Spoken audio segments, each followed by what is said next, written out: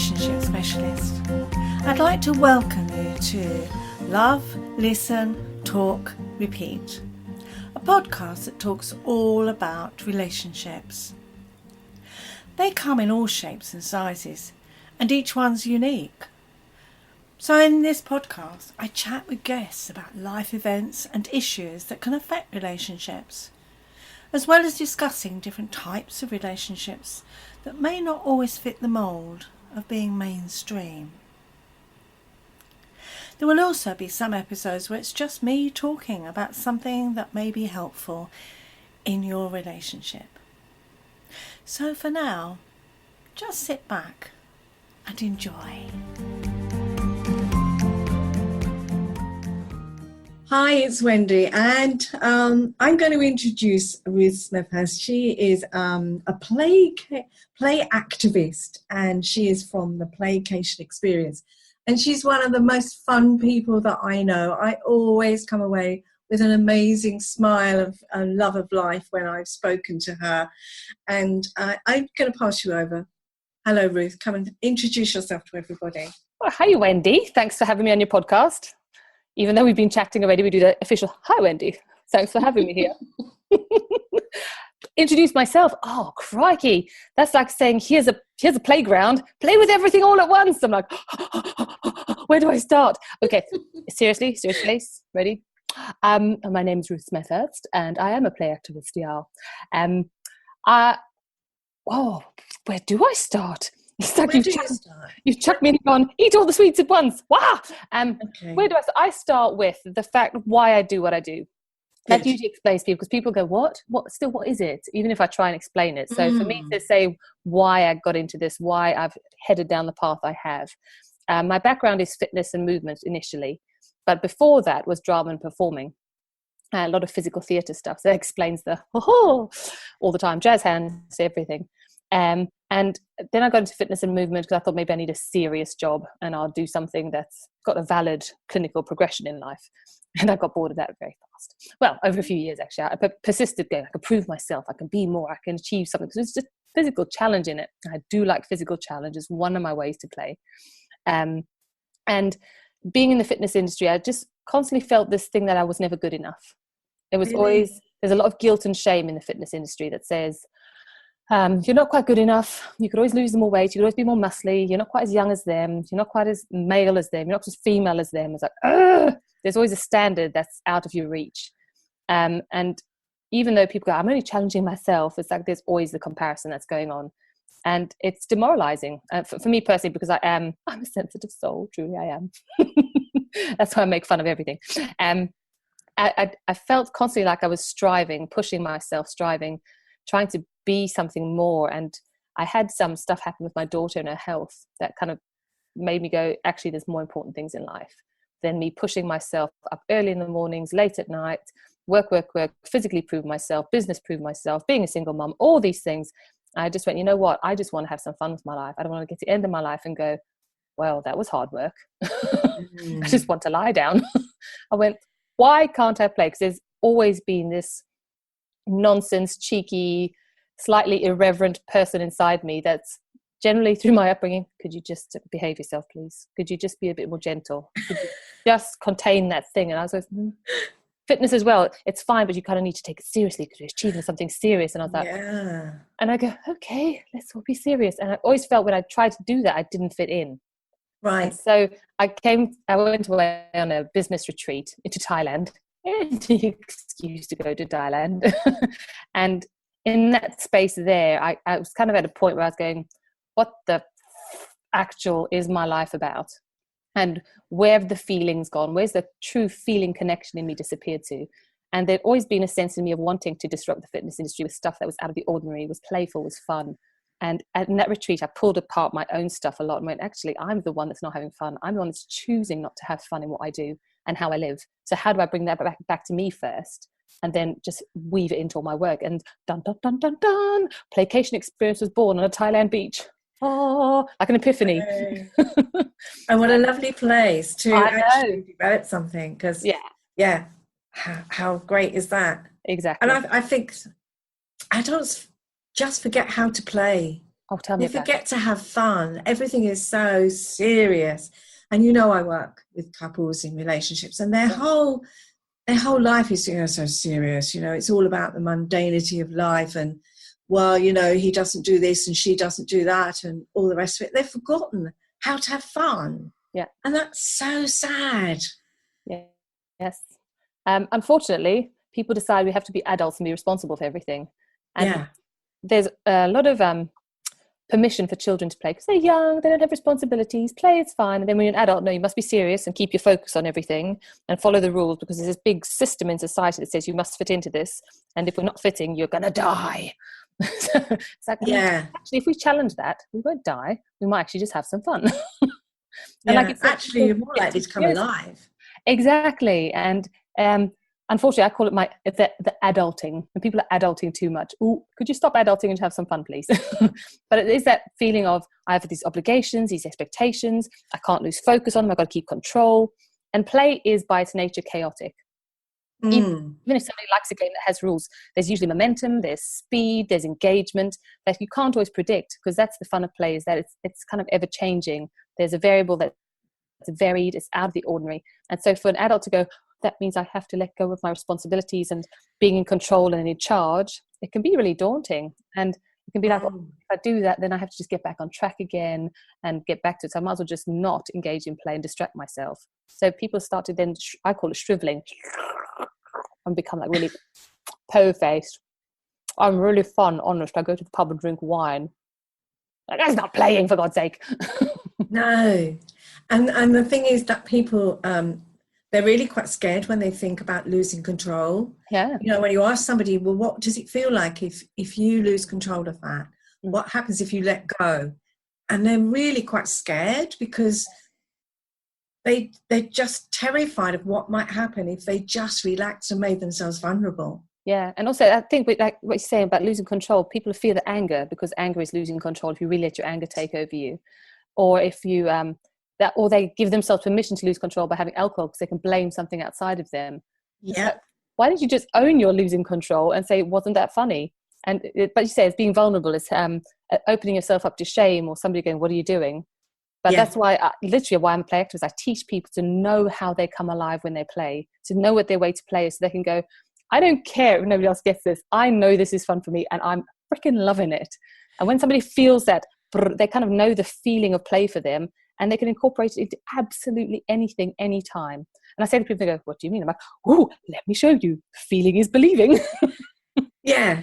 It's such a lovely feeling, isn't it? Just when I go for a walk, I go with a group of people, and one particular walk, we go to if we go to the play area, I love it, because I can go on the zip wire and the swing.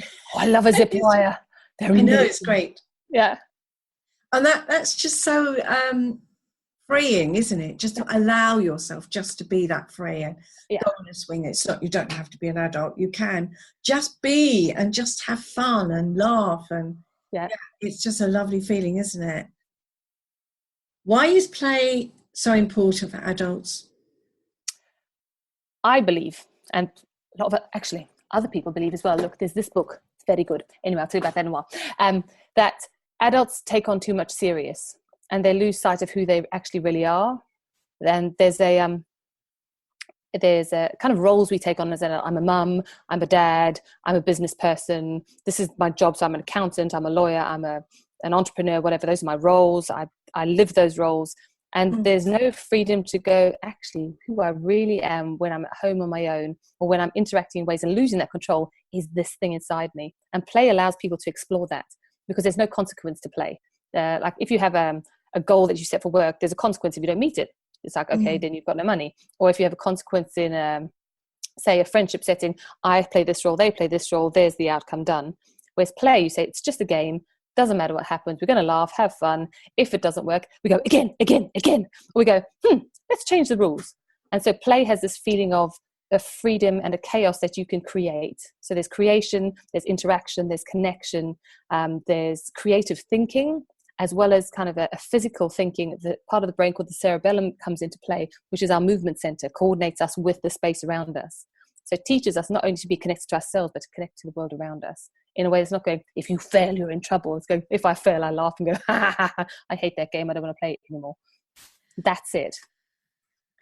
Do you find, though, that sometimes the adults, when they're playing, they become competitive because that's what they're used to?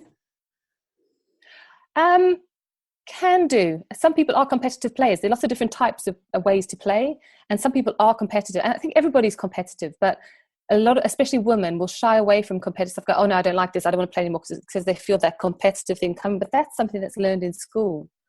Of okay, the winner, well done. Rather than going, actually, competition can be creative. When competition is destructive or discriminatory, or it lowers somebody else's status, it's very disempowering for everybody, even for the winner. Where when competition can be creative to drive the greater game to feel like everybody's included, and it's not like, oh, never mind, nobody won, but there is actually, yes, you won, ha, great, let's do it again and see what happens next time. There's a difference in the competition, and when I work with people to find out their way to play, it's very much about saying what level of competition do they want, because everybody does want an element of, oh, I succeeded, I feel like I achieved something, but not in a way that makes them think if they don't, I'm rubbish.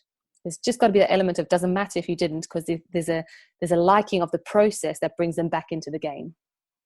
Yeah, okay. Because I was thinking that will be so much as some people, as you say, as we were saying, so many people are competitive. They've been taught to be competitive, and therefore that takes the fun out of it, doesn't it? It can do, yeah. And so just being allowed to play, and it doesn't matter if you don't win, or it doesn't matter if you don't get it right. I imagine for some people that could be quite hard, because they've got to be the compliant child, but in the adult body. Yeah. Kind of. I think if you're being forced to play a game that's not your way to play, it can feel like you're, I don't know, I'm not fitting in. But everybody has their way to play, their thing that brings their spark alive. And that's what I do as a play activist. I go, what's your way to play? And I love finding that out, because people go, and I speak to mums especially, go, I don't play. That's the realm of my kids. I hate it. Playing is like, ugh, I have to do this. Or men go, well, I play sport and I achieve and I do rugby. And you're like, oh, it's not the playing I'm talking about. And it's getting down to that, literally the games that bring them alive, that make them go, oh, I love that interaction. I like the way that thing moves and feels. Or some people like to play on their own, and it's really is finding for each person, what is that plaything that makes them go, oh, I love doing that one. I'll do that again. And there's always elements and processes involved in that game that they like that can be applied any part of their life, that will bring their way to play into anything. And that's the difference of just going, oh, it's playful, because it's that typical thing. When you're in a corporate setting, they go, we'll do an icebreaker. It's fun. It's a game.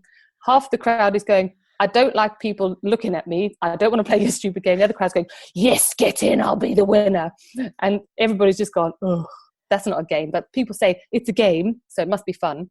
It's not going to be fun for everyone, especially in a big group, because people, so many ways to play.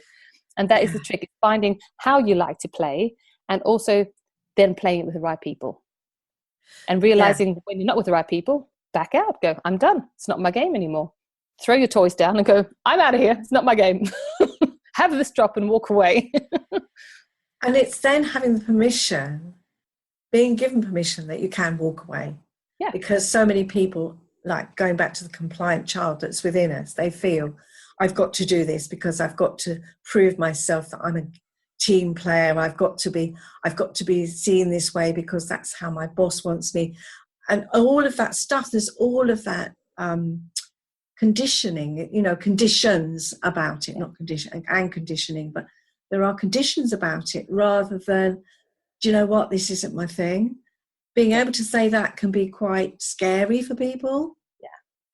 That's why we do so much self-value, self-belief and self-love work behind what we do.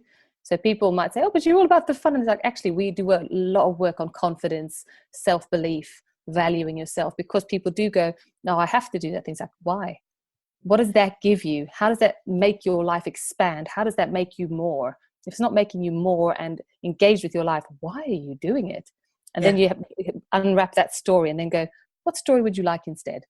And we look at everything we do in playful ways, rather than, well, I'm going to dig into that with you now.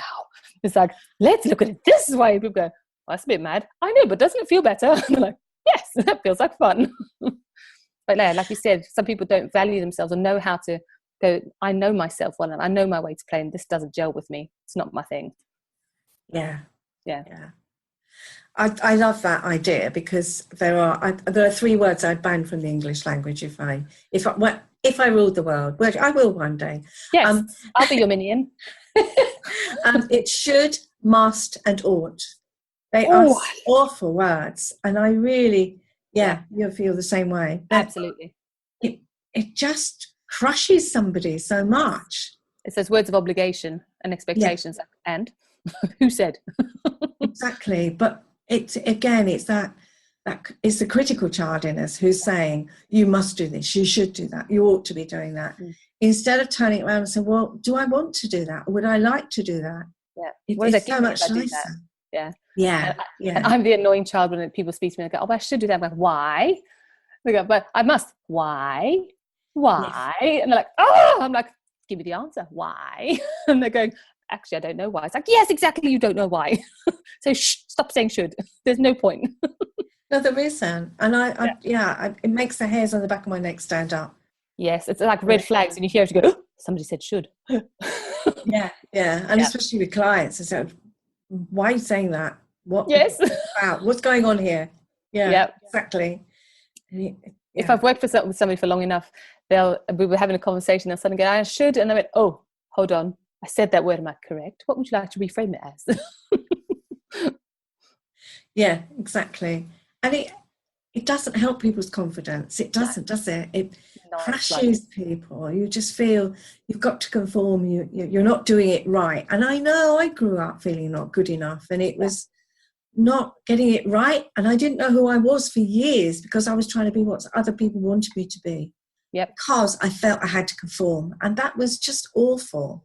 And I think the most fun I had, I don't think I learned to really play as a child, but I did when I had kids, because I could do it all, and I could have fun, and I think I had more fun than they did in some ways, because I would get down there on the floor with them, and again, then when the grandkids, I couldn't wait to get on the floor and rough and tumble and play with them.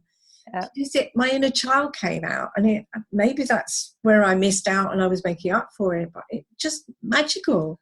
You gave yourself permission to, because it was the right circumstance. We went, I have permission to play here. Yes, I'm going to do that. Yeah, exactly. So I think it's great to have that, let go, and just be silly and just enjoy yourself, and just life is great, isn't it? But if people don't know how to play, if they, like you said, there are some mums who don't want to play with their children, and I've met them too. How do you teach people to play? So I to tell you about a woman I did a game plan session with. So I do this thing called How to Create a Game Plan for Anything. And I'll let you into a secret. The first 3 questions I ask are, what games do you like to play? And a lot of people go, oh, I don't like to play. It's like, there's something you like to do. If you were given a chance, what would it be? And some people might go, it's word games, it's in a group with people doing cards, it's Scrabble, it's Monopoly. Not many people say Monopoly, by the way. I had one person, I went, really? What's the matter with you? I went, oh, that's your way, it's not my way, it's fine. And so I asked people, what games do you like to play now? And some people go, I don't know, I haven't played in ages. But if they think hard enough and long enough, they'll go, yeah, I quite like that. I like the feeling of that. And then I asked them what they used to play as a child. What did they used to do on repeat? Some kids are like on their bike all the time. They love that feeling. I'm on my bike, doesn't matter. Other kids like we were always playing football in the park. Some people like I was always colouring in. So what was the thing you really liked engaging with as a child and you could just do over and over and over again? It was like your go-to thing. And then I asked people, what do you absolutely hate? Which games do you loathe and go, I hate? And usually it's something that's competitive or something that they never felt good enough at. But asking those questions doesn't make me go, oh, well, now you need to go do that. I go, so the feelings that you get from the things you love are these. And I list all the feelings and the interactions that are happening that have brought them alive. Yeah. Do the same with the things in their childhood, because I've asked them, how did you feel doing that? What did it give you? What was the experience you had? What memories have been laid down for you in that?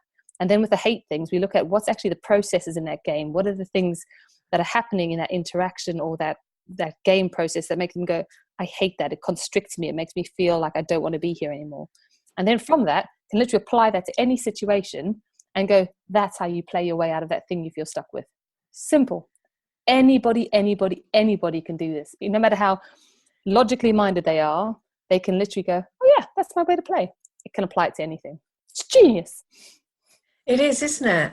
Yeah. It is, because it is what do you love and what do you feel? What does it make you feel? That brings you alive. You're right. Yeah. It activates all those great hormones that make us feel alive and good and happy. Exactly.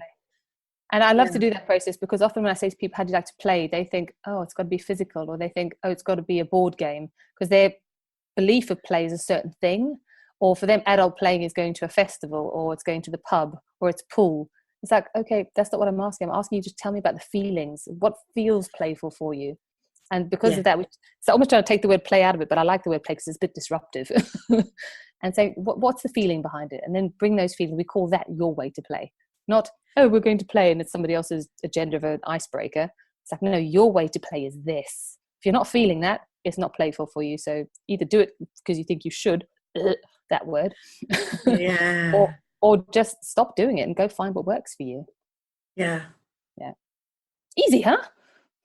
It's a great feeling. It's great. And I love that, the way you do it. It's encouraging people just to find it within them, because they know it's in there somewhere. Yeah. But they've just never allowed themselves, have they? Yeah. And it's that permission to play as well, which people are not giving themselves. They're not giving themselves the permission. They think they have to wait till they have official break time, or it's like, oh, I've done all my work now, I'm allowed to go play. It's like, no, make your play coming to work, for goodness sake. This can be in anything. And then the world will have less adults. Hurrah! And I so agree with you. I mean, what I do and the way I'm perceived, people see it as being extremely serious. You know, it's delving into their mind. If only they knew, Wendy. Yeah, exactly.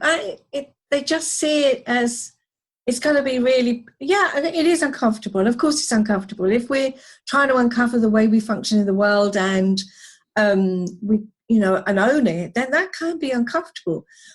But that doesn't mean that you can't have a giggle, you can't have a laugh, you can't make it lighthearted at times and make it fun and enjoyable. I really don't want people to feel that, any kind of work that you or I do. I mean, okay, it's a bit more serious, and there can be couples who are just at each other's throats all the time. But if you can just encourage them to just see the good in what's going on instead of the bad, and just be able to have a laugh about something, and even if it's at my expense sometimes, I don't care, because that's fine, and if they say something to me and they think, oh, I can't possibly criticize, I can't say anything because no, I'm not the expert, you're your experts. Yes. Tell me if you don't agree with me. I like to make it really lively and interactive.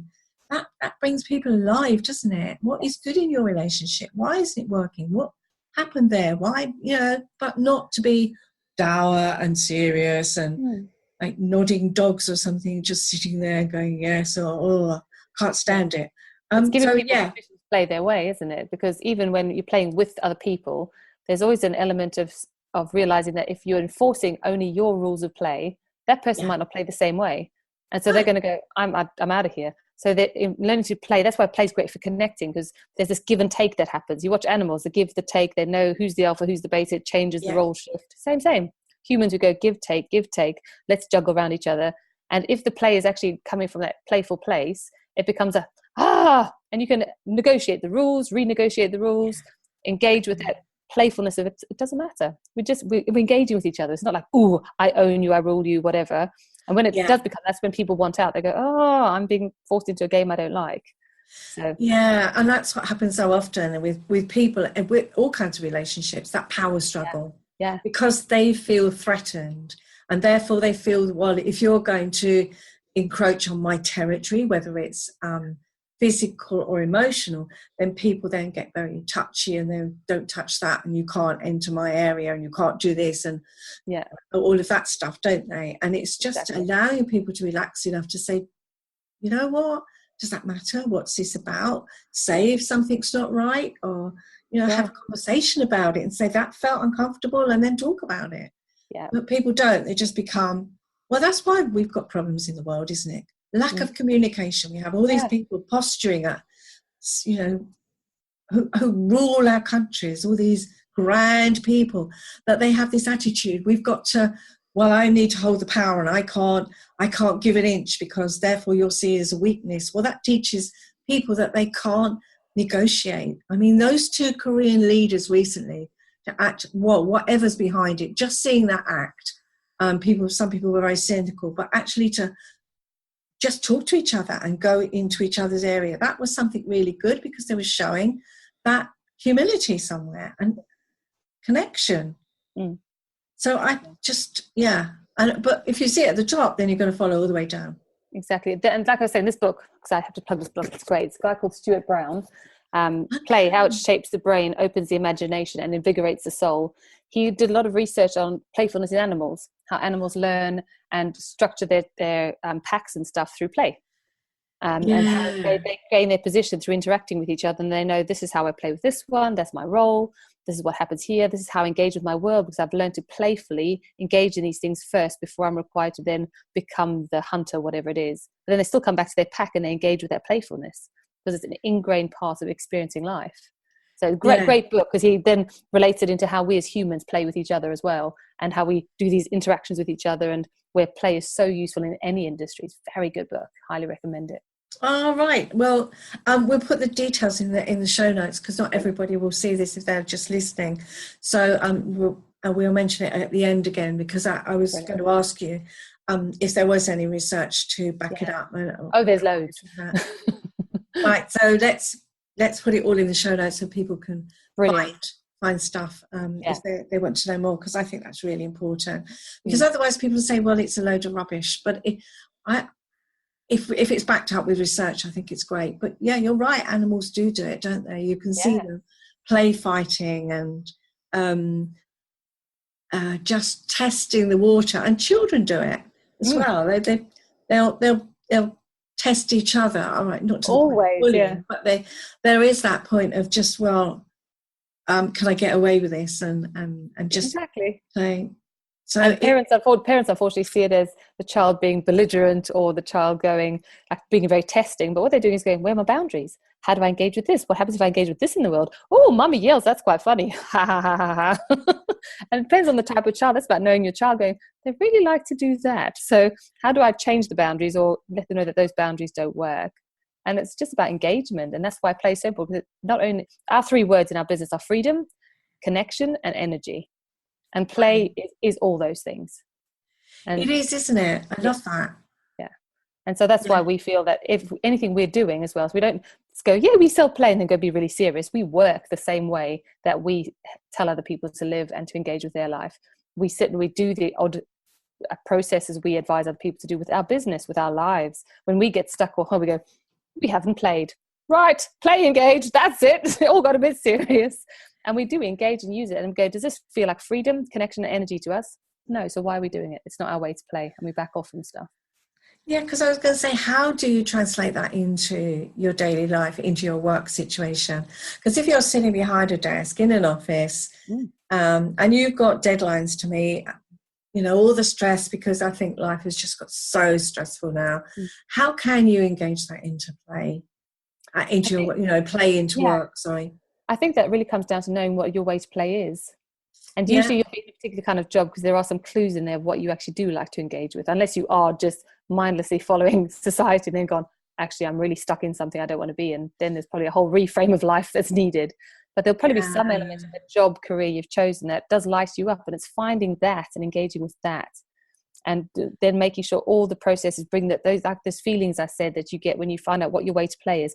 How do I bring more of those feelings into my day? What are the small things I can do, rather than going, chuck everything out the window, I'm going to live in Mexico, sod that. Okay, that's my midlife crisis, never mind. But it's that, okay, so there's that feeling. When I do that task, I don't feel that. So how can I change that task to then have that feeling? And there's always ways, always. People that go, no, there's not. They've stopped being creative. And they go, I don't know. Or no, there's not. It's like, okay, you've stopped being creative. How do we get you being creative again? Yeah, because I think people can just get so stuck in it, can't they? They're in a job they don't like. They have to stick at it for whatever reason. They've got responsibilities. They've got financial issues. Whatever the situation is, we can't tell everybody change your job, because it's not always practical. But finding ways in which they can enjoy their life a lot, even if it is just those moments, or finding something in there that will brighten their day, because I think there's nothing worse than getting up in the morning and really dreading your day. There is, I think, have I been there? I probably have in my life. Luckily, I don't anymore. But there is that situation where people just get stuck in it, don't they? And they just, affects their whole lives. That's sad. Yeah, absolutely. It seeps into everything. And that's why that word connect is part of our stuff, because we say connect to you and your way to play, and then you connect to your world differently and things change. So people, like we said, that self-value, self-belief piece, if that's there, you do engage with your world differently. No matter how tedious you think it's affecting you and coming at you, you start to go, hang on, my world is different because I'm different. Yeah. So what makes you an expert at play? What makes you the go-to person for this? Not because I've got all the research under my belt, not because I'm logical, but because I know how to own my play and go, you know what? That's my way to play. And when it's not, I'm like, I'm not in, I'm out. And I have this little play radar in my head where I can see what somebody's thinking. I don't know how it works. I honestly, when I try to figure it out, I'm going, I don't know. But I can see what somebody's play is, and I can kind of see what lights them up. And when I say see, it's not actually a visual, it's a sense of them. And I can sense what lights people up. And as people talk, I can get a sense of where they need to be, not directed, but shown, how about this as a possibility? And they go, oh, that thing. So it's almost like I can lead people into a sweet shop and go, which one do you want? Let's have all the ones you want. So that's why I'm the expert, because I have this innate ability to make people feel at ease enough to engage with their playfulness and not feel ashamed by it, not feel guilty for it, to understand the benefits of it and the massive impacts it can have on their life. And that must be my gift, because I've done it from when I was a small child. I would have shy friends who their parents would go, wow, the child's so different when they've been removed. I'm like, man, let's just go play. Let's have some fun. And I love laughing. Freaking love laughing. You'll make me laugh, or we can laugh about something. I'm in. And that's very contagious. So that's why I'm an expert. And I've known you for a while. We haven't connected for that long, but I've known you for a while. And there is also something about you that whenever I see something on social media or I don't know, wherever, it always brightens up my day. I always smile because I can see that you are a fun person, that you enjoy life. And when I've spoken to you, that really brings me alive, I have to say, because I feel I'm more able to let go. It's strange, isn't it? Because it does happen. We can be we say there are drains and radiators, and some people always suck the lifeblood out of us. It's like vampires almost, the emotional vampires. And I do get clients who are like that on occasion, which can be quite testing. But you know that when you're with a radiator, it just brings you alive and you feel good. Even when I get clients who've got problems, if they walk in the door, they can lighten up my day. Somehow there's something about them because they've got that about them. And it's just, if only more people could feel that, it would be amazing. Exactly. And that's why I'm a play expert, because I know I can do that. Yeah. And I say for everybody, I haven't met somebody yet that I can't do it. Some people are just a slower grower because they've hidden it so deep, or they've not allowed their engagement with it themselves. They've got too many layers of other things on top. And I just go, right, it's going to require digging. Let's get the shovel. That's it. But everybody has it in them. Absolutely everybody does. Yeah, and I think that's such a gift to be able to bring that to the forefront, because life is very short, really. Absolutely. If you look back, most of us look back and you remember a few highlights in your life, but you can't remember every single incident that happened in your life. It's impossible. And so to waste one of those would be such a sadness, isn't it? Yeah. That you have regrets that you haven't enjoyed your life, or you haven't made the most of it, even when it's tough. But yeah, as I said, you always bring a smile to my face. You always brighten my day, and you energize me even at a distance. Yeah, so it's great. So yeah, is there anything else that you want to say? If I anything that you want to talk about or mention, or anything I've left out, have a burning inside you and say, I really want to say this? What do I really want to say? Well, no, I always want to say lots of things, and now that you open the whole sweet shop up, I'm like, And part of my way to play is being really sneaky and sneaking up on things like hide and seek, that feeling of jumping out. I love that. That's just, so when somebody goes, it's yours, I'm like, oh, there's no sneaking up required. Damn it. Anyway, so anything I really want to say. I think I've said a lot about play already, haven't I? You have? Yeah. You have. I suppose what I'd do is I just want to invite people to have a look at like our website and what we do, and get a feel for inviting play into their life. So even if we don't offer something, because our way to play is not somebody else's way to play, is inviting people to say, take a look at where you feel the fun is missing in your life. Where you think, oh, it's a bit dry. Oh, that's just it's the should, must, ought stuff. And then go, I wonder how this could be fun. And maybe the question I'm loving at the moment is, what if I ... fill in there. What if I could, what if I was, what if I had? Ask that question, then go see what your brain comes up with. Let that bubble out of you and see what happens. Because the world for me is all about what more? What more? Yes, more. And that's what I want to encourage people to do, is find the what more. What if I, what do you really want? Go do it, for flipping heck. Just go do it. And what's the worst that can happen? You have to go, well, that didn't work. Again, try again. Yeah. So I haven't asked you, that's one question I know I haven't asked you. How do you work with people? Do you have workshops? Do you work one-to-one? How do you work with people? We do have some online courses for people that obviously want a small end of what we do, but I do work one-to-one with people. I have my here's my adult words, I have my signature program. Okay. Which I call the 12 Ways of Play. It's such fun. Great. And I can do it remotely or in person. And what I do in that is I explore somebody's way to play. So usually somebody will go, they haven't come to me going, I need to play, please help me play. Usually people have come to me going, I'm really stuck with this thing. And for some reason, I think you're the person to unstick me. So it could be something with their body, because my background is bodies. It could be something around a business thing, a self-belief, confidence thing, or just feel like stuck, like life's really boring, I'm not creative. There's a multitude of reasons people connect with me. And what I do is I take people through a process of just uncovering what their story is, what their dreams are, where the fears are, and how to just start playing their life. And if I can't actually tell you what I do, because it's very much that intuitive piece I do when I work one-to-one. Yeah. And it is just the magic that I do. But we do have stuff online, interacting with us on our Facebook group. We are it's very exciting. You ready for this? We're going to have this speaking event that we're going to take on tour around the country. Oh my God. I'm probably not supposed to say anything yet. Yeah, I know, right? So there's this thing called immersive theatre, where the audience is involved. So it's not just, oh, come to my seminar and I'll talk at you. And maybe I'll make you do a few workshops in a group.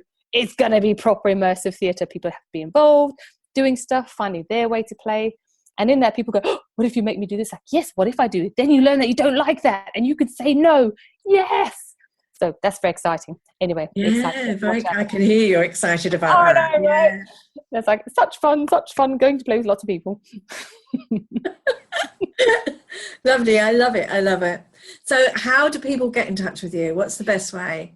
Our website is the best way. You ready? It's a long one. It's called the playcationexperience.com. And that's like playcation, like vacation, not PlayStation, playcation. Can I say one more time? Playcation. Right. Or just go on Facebook. Give me sake. Find us on Facebook, it's easier. And that's the same name, is it? Yeah, or we've got a group called Play Your Way. Play Your Way. Okay. Yeah. All the details will be in the show notes, but there may be some people who haven't got, they haven't got access to that, or they're just listening to it and don't have all the details. So I will put all the details in the show notes, including the book you talked about. Yes. Play, remind us again of that. It's Dr. Stuart Brown, and it's called Play, How It Shapes the Brain, Opens the Imagination, Invigorates the Soul. The main title is just Play. If you usually put in Play and Stuart Brown, he pops up first hit. Brilliant. That sounds fantastic. I really enjoyed talking to you today. Thank you so much, Wayne. It's always fun to talk to you. I love it. And I hope the listeners have enjoyed it too, and realise what a difference it can make to their lives and their relationships with whoever they're with. Yeah. It's got to improve everybody's life, because I always look at it like it's a ripple effect, because if you change something within yourself, then whoever you come in contact with, then it ripples through. So it affects everybody. So thank you so much again. And, it's a pleasure. And take care. So I will do. Now. Thanks, Wendy. Bye. Bye. I really hope you enjoyed the podcast, and you can find all the details of this episode in the show notes. If you've enjoyed it, then why not leave a review so that others can find the podcast more easily? You'll find all the details that I mentioned in the show notes, as well as links to my website, where you can find lots more information and links to other resources. My contact details are there too. If you'd like to receive my newsletter, which contains articles and my latest offers, then why not just email me? It's wendy@yourrelationshipspecialist.co.uk. Details are in the show notes.